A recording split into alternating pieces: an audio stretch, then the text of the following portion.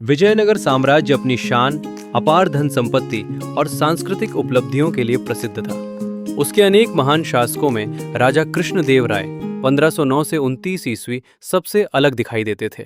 उनका शासनकाल विजयनगर साम्राज्य का स्वर्ण युग माना जाता है, जब कला, साहित्य और वास्तुकला ने खूब उन्नति की। कृष्णदेव राय केवल एक महान योद्धा ही नहीं, बल्कि प्रतिभाशाली कवि भी थे। उनकी रचनाएं जैसे अमुक्तमाल्यदा और संस्कृत नाटक जामवती परिणयम आज भी प्रशंसित हैं।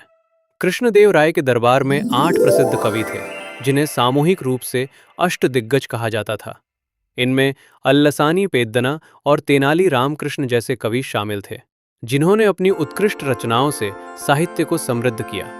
विशेष रूप से तेनाली रामकृष्ण अपनी तीव्र बुद्धि और हास्य विनोद के लिए प्रसिद्ध थे, और इसी कारण वे राजा के प्रिय कवि एवं चतुर सलाहकार बन गए थे। कठिन से कठिन समस्याओं का उनके पास चतुर समाधान होता था। लेकिन सबसे बुद्धिमान शासकों के जीवन में भी कभी कभी मतभेद आ जाते हैं। एक बार राजा का अपनी रानी तिरुमलम्बाल से किसी छोटी सी बात पर झगड़ा हो गया। कई हफ्तों तक उन्होंने रानी से एक शब्द भी नहीं कहा और गुस्से में उनके महल में जाना भी बंद कर दिया। उनके न आने से महल उदास हो गया और जो गलियारे पहले खुशियों से भरे रहते थे, वे सूने लगने लगे। रानी तिरुमलम्बाल बहुत दुखी थी। उन्होंने झगड़ा सुलझाने की पूरी कोशिश की, पर असफल रही। अंत में उन्होंने दरबार के बुद्धिमान कवि तेनाली राम की सहायता लेने का निश्चय किया। राम ने धैर्यपूर्वक रानी की पूरी बात सुनी। राजा ने एक कविता लिखी थी। उसमें सूरज, चांद, तारे, सुंदर आकाश जैसे शब्द थे, पर उसका कोई स्पष्ट अर्थ नहीं था। जब उन्होंने मंत्रियों को सुनाने की कोशिश की, तो सब बहाने बनाकर बच निकले। देर शाम वे मेरे पास आए और कविता सुनाने लगे, लेकिन मैं पूरे दिन की थकान से इतनी चूर थी कि मुझे बार बार जम्हाई आ गई। राजा ने इसे अपनी कविता का अपमान समझ लिया और क्रोधित होकर चले गए। तब से वे मुझसे बात नहीं कर रहे हैं। यदि मुझे पता होता कि ऐसा होगा, तो मैं किसी और दिन कविता सुनती। कृपया मेरी मदद कीजिए, केवल आप ही राजा को समझा सकते हैं। राम ने सोचते हुए कहा, यदि आप चाहें तो मैं पूरी कोशिश करूंगा महारानी, लेकिन इसके लिए मुझे सही योजना बनाने हेतु थोड़ा समय चाहिए। रानी ने सहमति जताई और उन्हें धन्यवाद दिया। अगली सुबह राज दरबार पूरी रौनक में था। मंत्री, विद्वान और दरबारी सभा में उपस्थित थे। नक्काशीदार खंभे ऊंची छत तक उठे हुए थे और खिड़कियों से आती सूर्य की किरणें सुंदर कालीनों पर पड़ रही थी। फिर भी वातावरण में तनाव था। राजा अपने अलंकृत सिंहासन पर गंभीर मुद्रा में बैठे थे। साफ दिखाई दे रहा था कि झगड़े की बात अब भी उनके मन में थी। उस दिन दरबार में राज्य में धान की खेती सुधारने पर चर्चा हो रही थी। मंत्री एक एक करके अपने सुझाव दे रहे थे। कोई सिंचाई व्यवस्था बढ़ाने की बात कर रहा था, तो कोई बेहतर खाद का सुझाव दे रहा था। इसी बीच तेनाली राम एक कोने में खड़े मुस्कुरा रहे थे। अंत में राजा ने राम को बुलाया। राम आगे बढ़े और अपने हाथ में धान के बीजों से भरी एक थाली लेकर बोले, महाराज, मैं आपके लिए धान के एक अद्भुत बीज लाया हूं।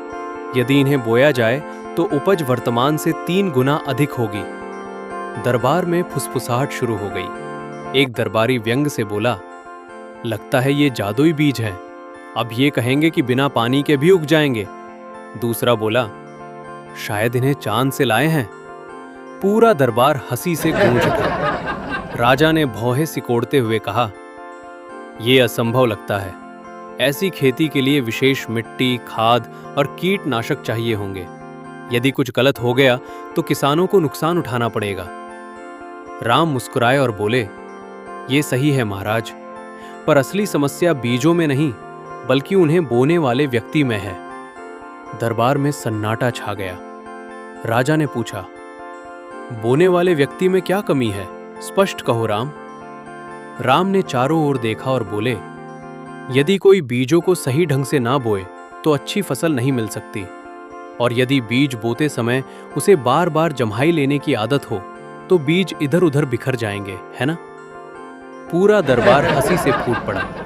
राजा भी अनायास मुस्कुरा दिए और उन्हें भी जम्हाई आ गई। राम ने अवसर देखकर कहा, महाराज, क्या इस संसार में कोई ऐसा है जिसे कभी जम्हाई ना आती हो? ये तो सांस लेने जितनी स्वाभाविक बात है। राजा के चेहरे का भाव बदल गया। उन्हें तुरंत रानी के साथ हुआ झगड़ा याद आ गया। उन्हें एहसास हुआ कि उन्होंने रानी पर व्यर्थ क्रोध किया था। उन्होंने सोचा, यदि मुझे पहले ही समझ आ जाता कि जम्हाई लेना अपमान नहीं है, तो मैं उसकी बात का इतना बुरा नहीं मानता। उस शाम राजा रानी के पास गए और कोमल स्वर में बोले, तिरुमलम्बाल, मुझसे गलती हुई।